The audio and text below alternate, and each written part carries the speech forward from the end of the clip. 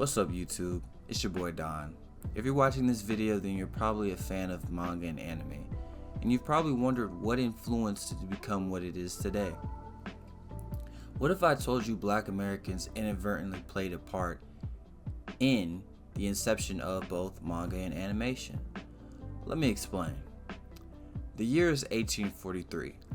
America's economy is booming, and you could thank slavery for that. The American settlers were getting more money than they knew what to do with, and these people needed to be entertained. So the greatest minds of the time, and I'm being facetious when I say that, gathered together to solve this problem. From that, the public was given minstrel shows, which were racist depictions of the black community that contained harmful stereotypes, depicting them as the most laziest, no-good creatures to step foot on God's manifested land. White performers would wear black face paint with red paint around their lips to mock the black community's features. For their wardrobe, they wore ill-fitting clothes with dirty hair and torn-up shoes. However, if they were entertaining white people, they wore tuxedos with dress shoes and white gloves. By 1850, minstrel shows were a national success, and this would continue until the 1920s with the invention of the radio and television. America's interest in minstrel shows began to decline, and then the art form, quote-unquote, faded into obscurity by the 1960s. However, it is important to note that minstrel shows are not illegal, and they are still performed by amateurs and can be seen sometimes in the media today. For example, Tropic Thunder, 30 Rock, and Always Sunny in Philadelphia when they did Lethal Weapon 5.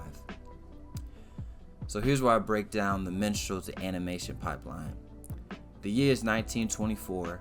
Pat Sullivan and Otto Messmer have just created Felix the Cat. Side note, I do say they, but each claim only one person made it, therefore, this was not a group effort.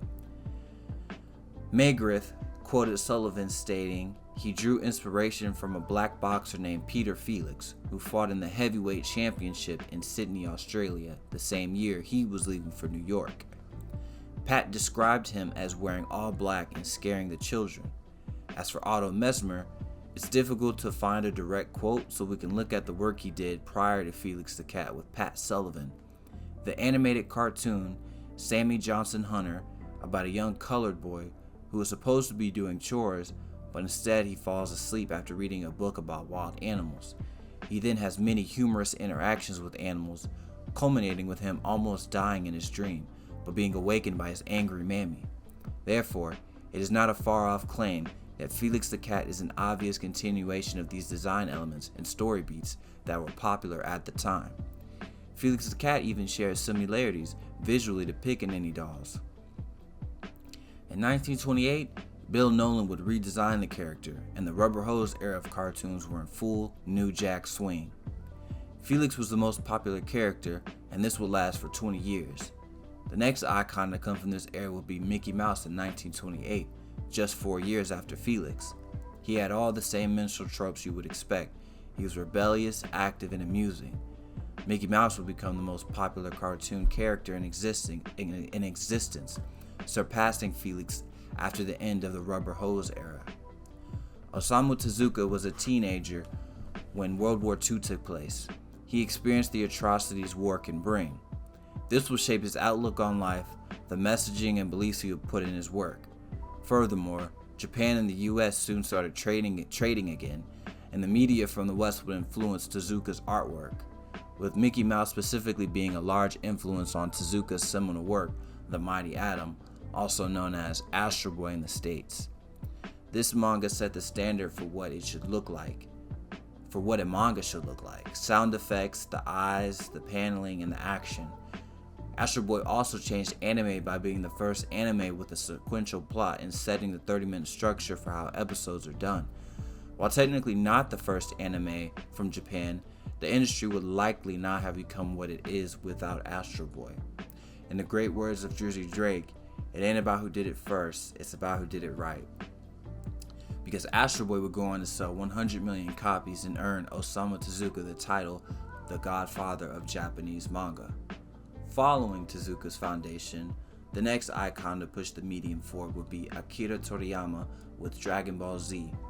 Son Goku, the main character, was a charming, simple-minded hick who was a martial artist from the Royal Hills.